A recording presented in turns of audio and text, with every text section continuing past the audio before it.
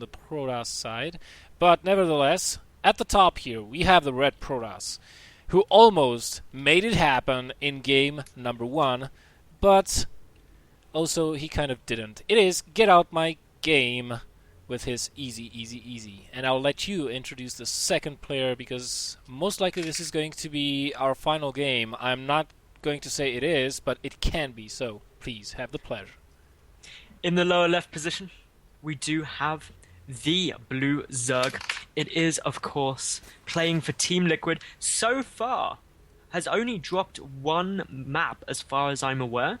It is Ret. So, Ret, can he do it? I think the key thing which will change in Ret's play this game as opposed to game 1 is he is going to be more cautious. He's going to be a lot more diligent in his scouting to just make sure that he doesn't get caught off guard again. That's ultimately it.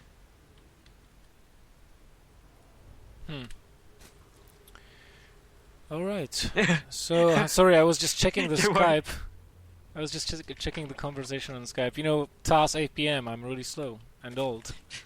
Just like I can do warp-ins because I just press Shift and S and then go click, click, click, click, click, and then I win the game. Yeah, something like that. I can't talk. I'm Zerg. Like, the way I win a game is I click the hotkey for the hatchery, I click S for lava, and then I hold down the D key, and then I just keep repeating that for 10 minutes, and then I just switch to D for an R to make roaches, and then that's all it is. That's how simple Starcraft is, guys. It is exactly like that. Like, honestly, I think Zerg have the best macro mechanics, because you don't even have to look at your production buildings to produce stuff, and you can even waypoint and assign control groups to new units without moving your camera from the main battle. That's like something that nobody else has, and it makes all your battles like, seriously, you can focus only on macroing if you want to and still keep up with your macro. I think Zerg mechanics are very interesting, but personally, that's just because I'm used to them. Yeah.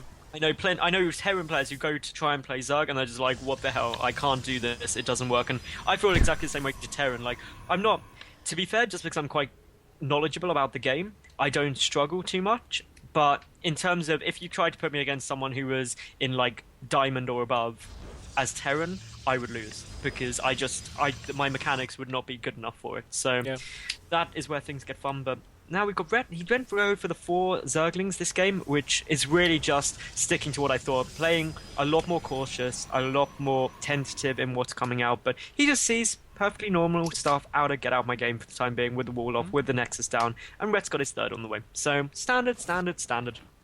Nothing spectacular or fishy is going on as of yet. Well, we'll have to wait. So, how's the weather? Raining.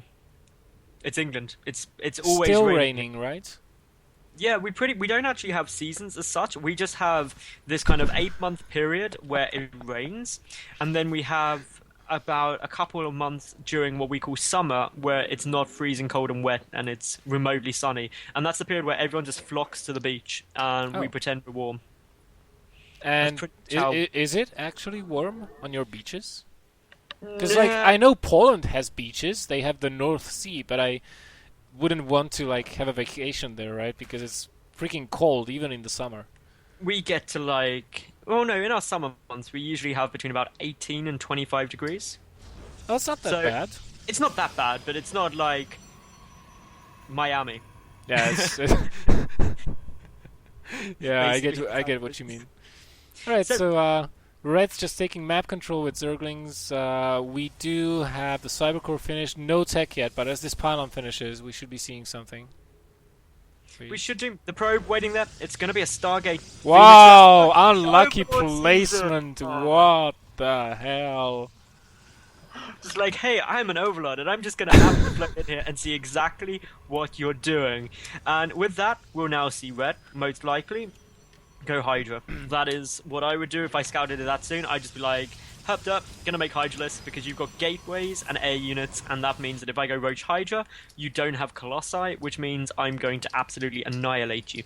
Well, it depends on the timing of the robo. I mean, Red did see it. He is on 52 drones. He would like to have a couple more drones, so he's not going to be producing any units just yet.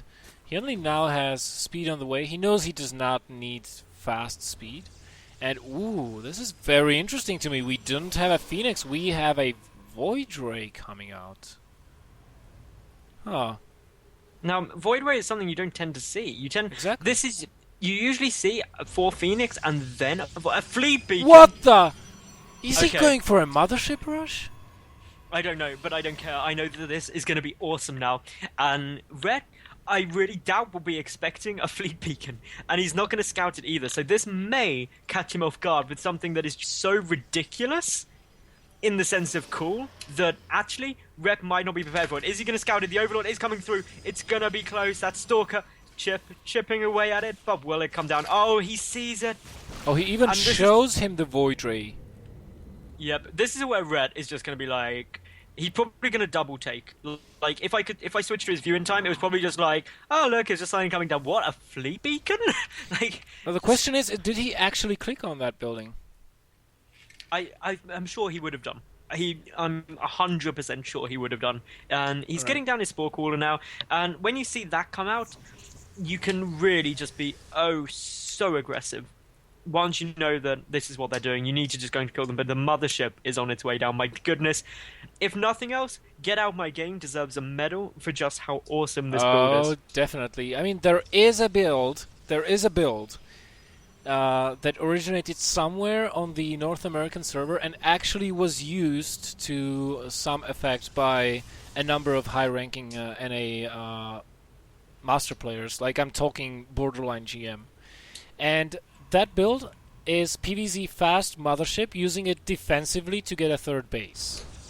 And while you're doing this, you're getting upgrades for your gateway units, like Blink, +1 attack, +2 attack, etc., etc.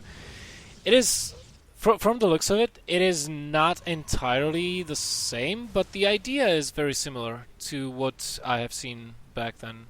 But it's gonna be interesting. That's the one thing we can Yeah. say for sure. This is a slightly unusual build. We do see some speedlings coming up. There is a pylon coming down to the third, which is a bit of a giveaway to Red that actually maybe my opponent's trying to take that third base. But he doesn't know about the Templar Archives at the moment, but this is the concern. Get Out My Game is now about to have to deal with a large speedling roach push with just gateway units. and just 2 sentries, man. But, you know, without detection, everything is going to be cloaked. That's True. kind of the idea of the whole thing here. Just like, you can't really attack me if you can't see me. But we do have pathogen glands on the way, so fungal growths will be hitting eventually. But is it going to come before? Well, the Mothership is now out. It's coming across, but can it get there in time? My goodness, why are Motherships faster? But the Forge gets taken down. And now Ret is going to have to think of a good way to deal with this, and Corruptors may well be it. Yeah, he's getting the Spire, he's getting the pathogen glands. He's not getting the Hive yet. I mean, he produced a ton of units that are virtually useless right now, with at least without detection. And Get Out My Game is going to try to go ahead and take a third base right now. And Red needs to find some way for these units, for these roaches and these lings, to be useful to him. Because so far they have done absolutely nothing. They're just tying up his supply, and pretty much he wants to exchange them for, I don't know, denying the third or something else, so that he can, because he's at 187 supply, he needs to lose that, and he wants to make a different type of army, maybe. Yeah, he's going to have to get some Corruptors out. That's really the essential part of this, to deal with that Mothership quickly.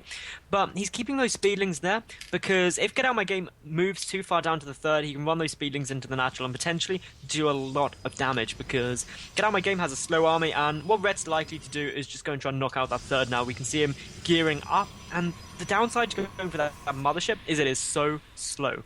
Yeah, you pretty much cannot defend both locations with that Mothership, but you know, at this time, there should be... How many Oh, the sentries? Speedlings are going to get in!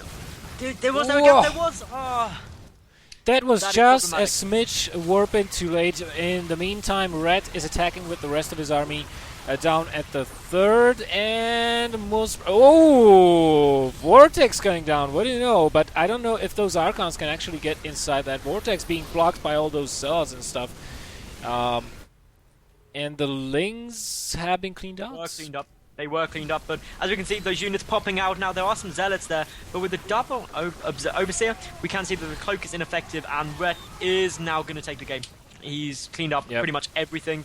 The only trouble is that mothership is not going to be able to go down, but to be honest, there's so much stuff here for Ret that even if he doesn't clean him up right now, which I doubt, look at what's coming in after the back of this. Just so many more units. Alright, so 5 infestors, 15 roaches, 35 roaches, and rising, and, well, 85 drones, but that's not a surprise, since, you know, it's Ret we're dealing with right here. And he's just going to keep reinforcing, and keep punching his opponent until he starts bleeding and eventually has no blood left to give. I don't know if you've seen this, but we're also at 299 viewers, so thanks everyone for tuning in. Wow. Can we make it to 300? That would be awesome. If you can help that in any way, do make sure that you do, because that would be cool. Now, what we've got coming on here is Ret just positioning himself for the almighty push. He's got 200 of 200 of Roach, Ling, Infester up against 8 Zealots and 4 Archons, which may be slightly in Ret's favor. Slightly you say. Alright.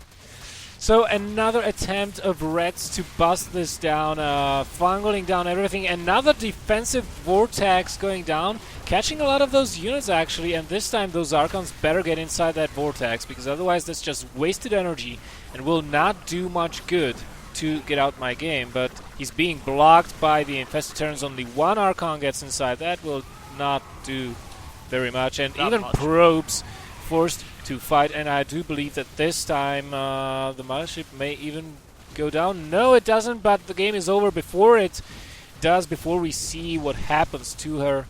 Reds takes the finals today 2-1, and we will go into a short interview with the